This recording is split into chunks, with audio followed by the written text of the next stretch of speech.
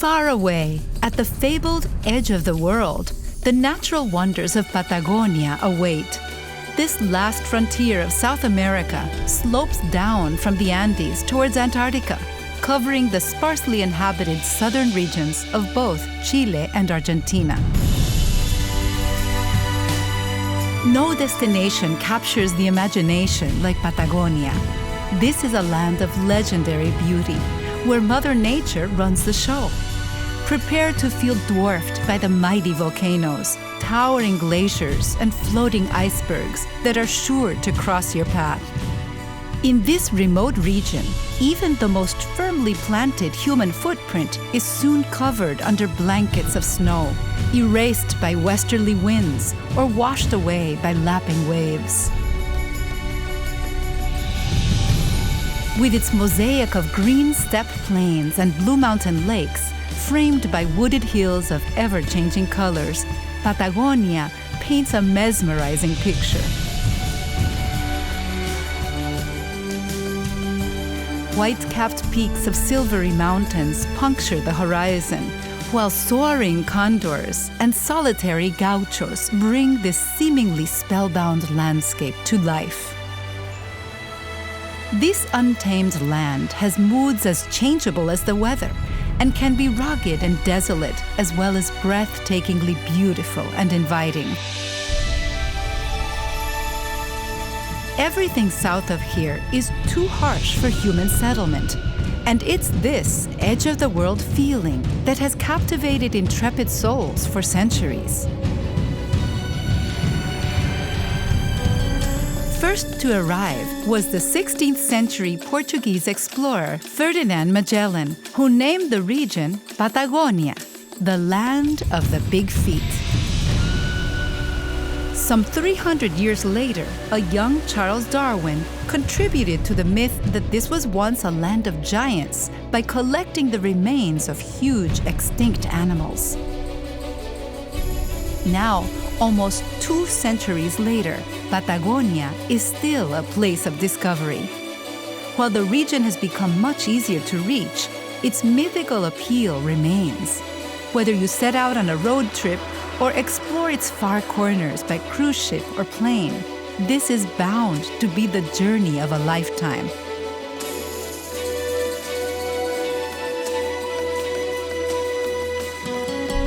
On the Argentinian side, one of Patagonia's most relaxing day trips takes you from sleepy San Martín de los Andes to Villa La Angostura. Simply follow the scenic road of the 7 lakes, which takes in 2 water-rich national parks.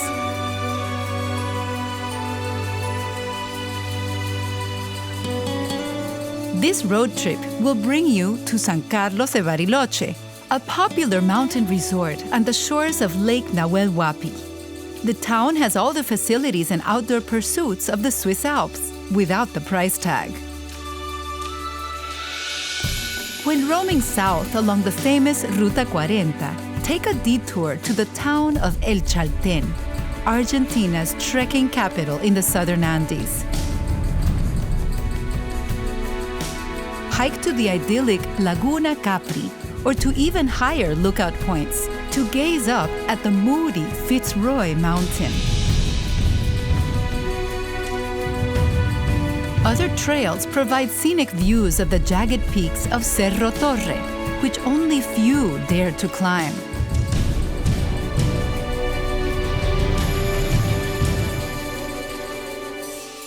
Spend the night in El Calafate, just a few hours to the south. Stock up on supplies and try the regional specialty of asado, whole lamb grilled over an open fire.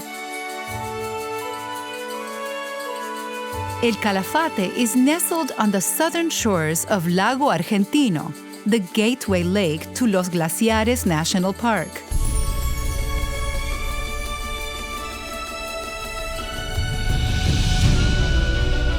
Embark on an epic journey to one of nature's greatest gifts, the Perito Moreno Glacier. If ice trekking over its slippery surface doesn't warm you up, perhaps a whiskey on the rocks will. From the safety of a nearby viewing platform, observe the ever-changing face of its terminus, which reaches some 200 feet above sea level. This glacier is the world's third largest freshwater reserve.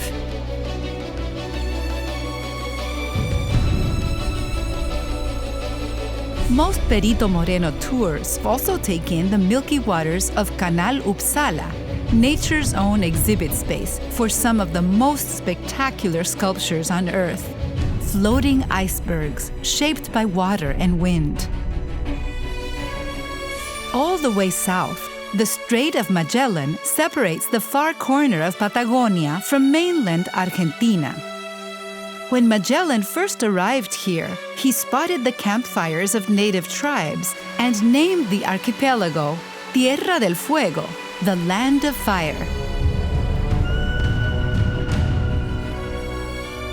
You can get there by boat, but most visitors simply fly to the province's capital, Ushuaia, the southernmost city in the world.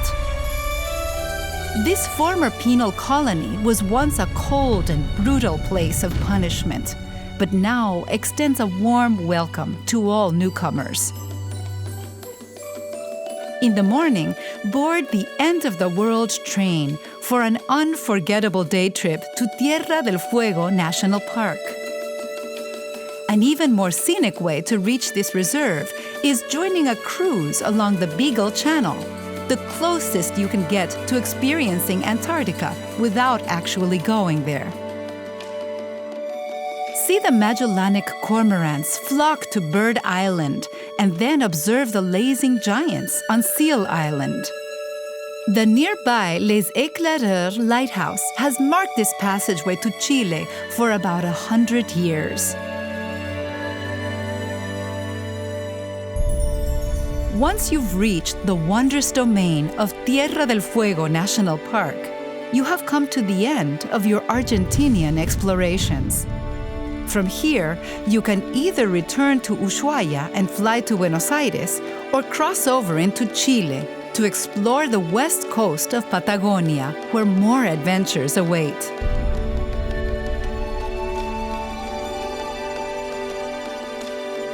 On the Chilean side, you can find fascinating historic and cultural attractions in pretty colonial cities, such as the regional capital, Punta Arenas. After a day of sightseeing in the outdoors, warm up with the local flavors that await in the region's inviting restaurants. In much of Chilean Patagonia, forests, lakes, snow-capped mountains, rivers, and volcanoes dominate the landscape.